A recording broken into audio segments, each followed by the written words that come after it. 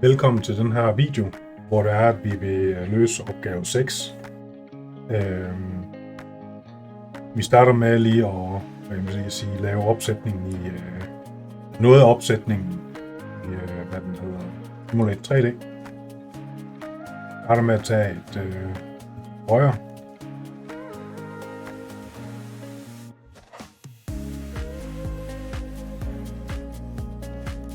Den her ind.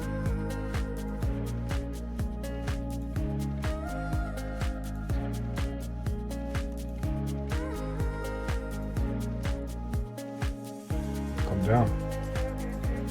Så skal vi have fundet en trykknap. Vi kan også lige tage sensor som det første. Den her. Try. Tage den tilbage. Hernede der har vi den, der hedder 3D Control Panels. Panel Components. Der har vi trykknappen. Og den her trykknap her, den hænger bare sådan og svæver lidt. Så det man kan gøre, det er, at man lige zoomer ind på den. Og går om på bagsiden af den. Og alt inden, den ved siden af Space og den ved siden af Windows-tasten, holder alt inde, så I får sådan en pil. Ja, den kommer frem lige om der. Ikke trykke på noget andet end højre klik, så I kan flytte skærmen rundt. Og så trykker I alt ind igen. Trykker den her op på hjørnet af hvad den hedder, bordet. Så kommer den derop. Vi trækker den til højre. Sådan der. Så vil I se, at den bare sidder helt tæt til og ikke hænger og svæver. Yes. Nu skal vi have fat i vores PLC. Det er sådan, at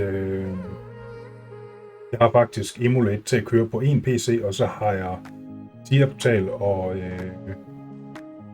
PLC Sim Advanced til at ligge og køre på en anden PC.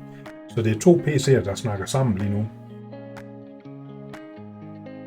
Det skal I selvfølgelig ikke tænke over i jeres opgave, men det er det, jeg gør for at kunne optage og lave alt det her simulering på en og samme tid.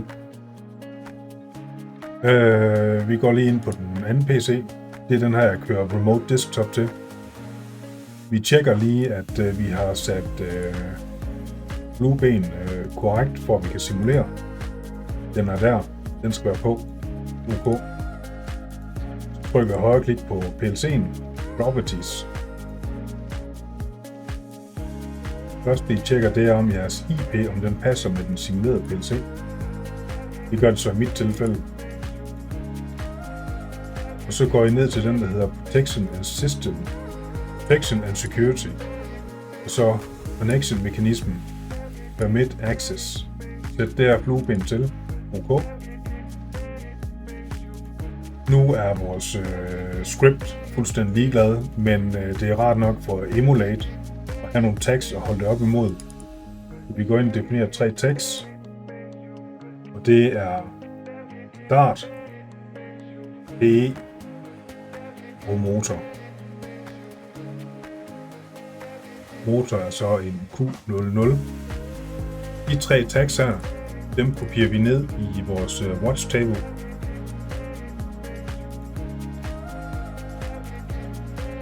De kommer der.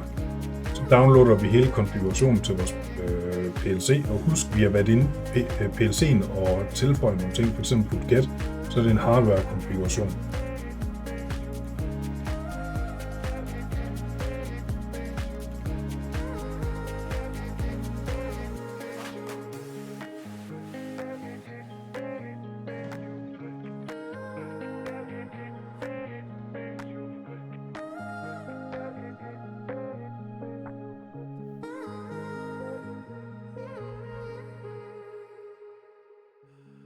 Så kan vi lige sætte briller på. Sådan der. Så kan vi gå tilbage igen til vores Emulate. Vi vil trykke Add.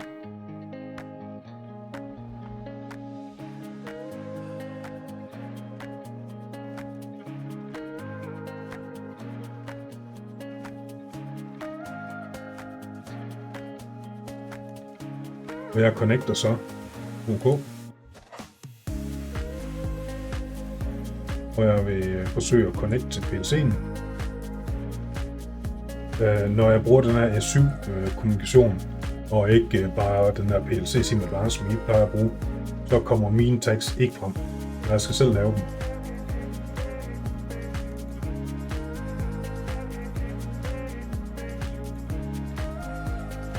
Trykker her, giver den lige et navn, så vi siger start. Giver en adresse i 0.0.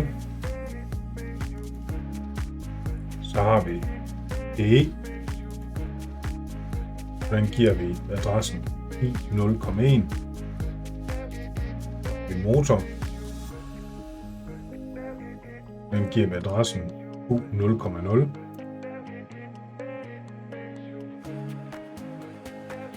Sådan der.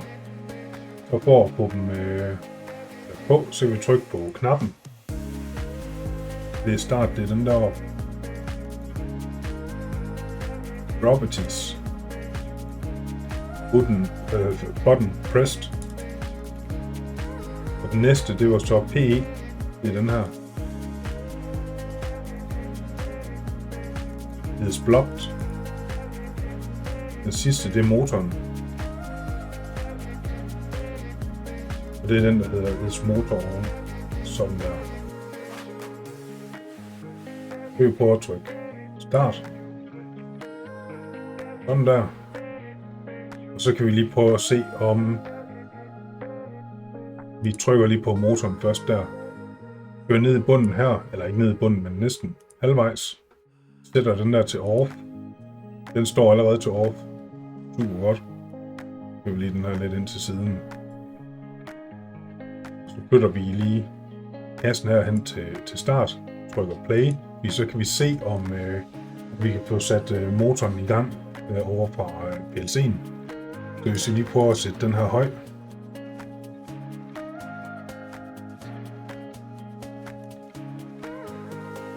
Det kan vi godt. Så er der forbindelse imellem.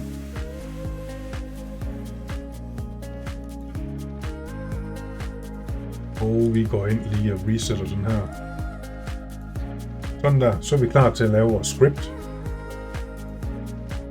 Så det første vi gør, det er at importere Snap 7. Og så siger vi, at det er måske meget rart, from snap 7.util import get bool, set bool. Vi vil gerne kunne hente og sætte et bit. Og så laver vi vores IP, det er vores PLC. 192, 168, 0, 15. Bak. Det er lige med 0. Slot. Det er lige med 1. Og så har vi de her to, hvad kan man sige, vi skal kunne snakke med indgang og udgang. Og derfor laver jeg to variabler nu her, som gør det lettere at kan man sige, læse koden. Der er snap7.type.area.pe. Så area out lige med snap7.type.area.pa. Så siger vi prøv at forbinde. Så client er lige med snap 7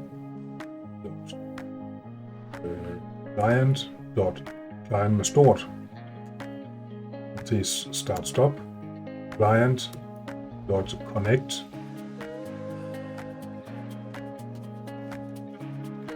PLC IP VAC slot. Og det er jo det med, at her der tager vi hele det bibliotek her og stopper ned i client, og så fra det bibliotek, der er der en funktion, der hedder connect, som vi så anvender. Hvis nu det er sådan, at vi ikke kan connect, Så gør vi lige brug af et bibliotek, der hedder sys. Så siger vi exception as e, så det vil sige, hvis der kommer en except, så print kunne ikke forbinde, så komma e, fordi exception bliver lagt ned i e, og e printer vi her. Så siger vi sys.exit 1. Det betyder, at hvis der vi ikke kan forbinde, så lukker vi programmet. Der er ikke nogen grund til at fortsætte, hvis vi ikke kan forbinde. Så siger vi igen, try, while, true, det vil sige, det er vores main, som kommer her. Vi smider lige en exception. Vi kan have røde streger over det hele. Exception as e. Vent. Noget gik galt i programmet.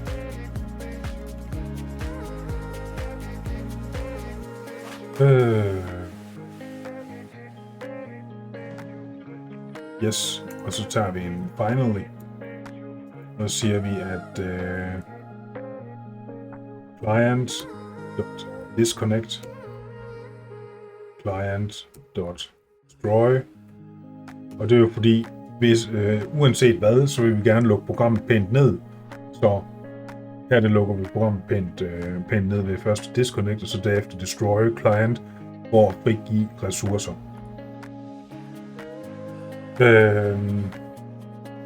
Vi kunne godt tænke os, at alle motorer i hvert fald er slukket som udgangspunkt, når det er, at vi starter vores script, uanset hvad, ligesom first scan, så derfor laver vi et bit, der hedder first scan. Og den sætter vi til true. Og hernede, der siger vi så, if first scan U00 skal være lige med false.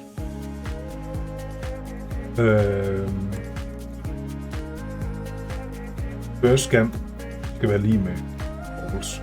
Så det betyder, at i første scan, der går den ind og sætter Q00 til at være falsk, og så sætter den first scan til at være falsk, og så kører den videre i programmet. Det er det allerførste, den gør. Det kan godt være, at vi lige skal skrive heroppe, Q00 er lige med false. Sådan der.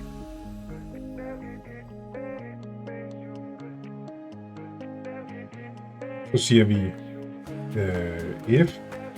Nej, vi skal først læse. Undskyld. Så vi siger, at input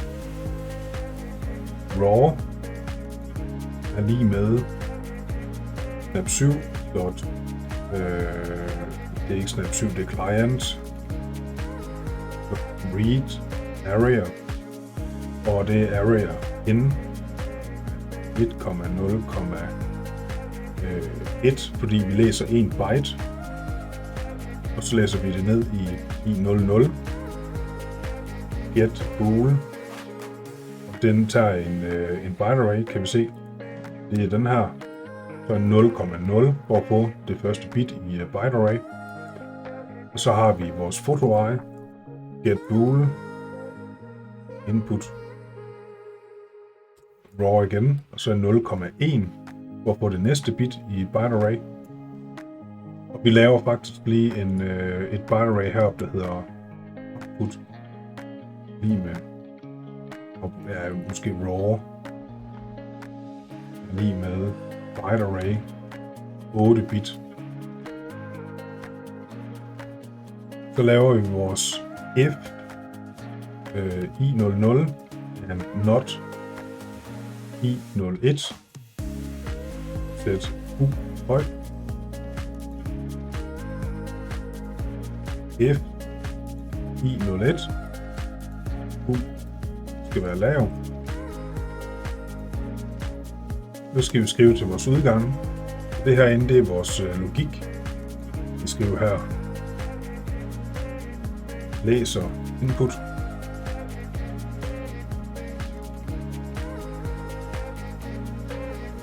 gig setter output.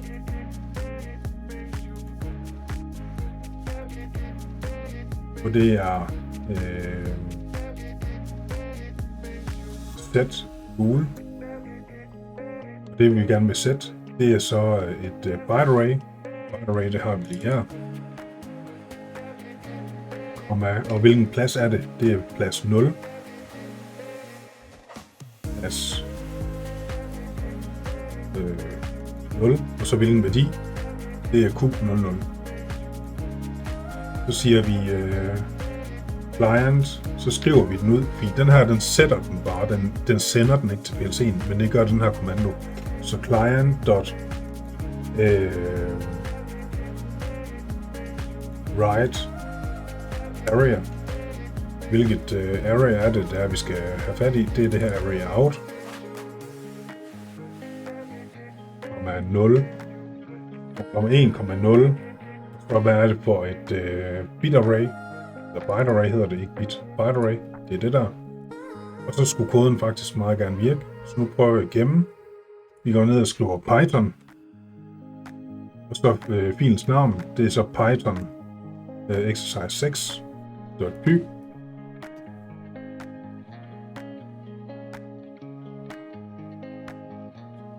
Og nu vil den så ikke køre min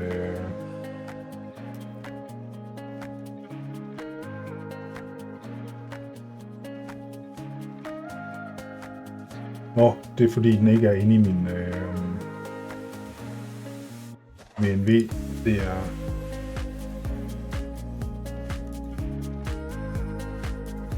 en af det jeres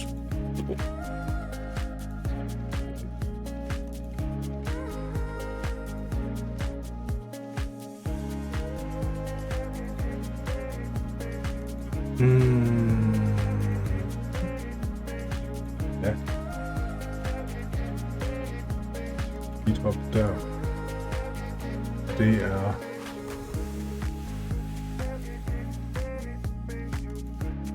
den der.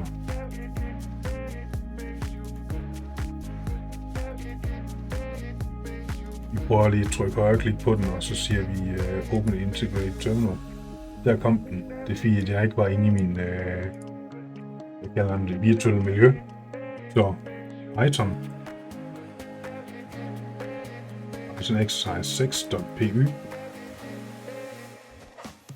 Jeg har lige glemt en ting. Det er, at heroppe, der meget den lige skriver print forbundet.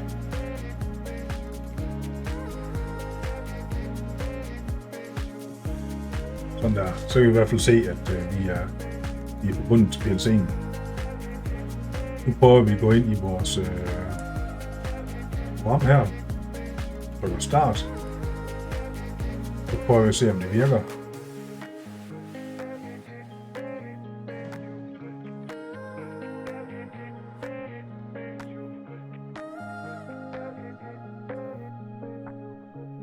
Nu skulle jeg gerne blive ved med at bare køre. Og det bliver et enkelt tryk, ja. Yes. Jamen, opgaven den er løst. Så tak fordi I så med.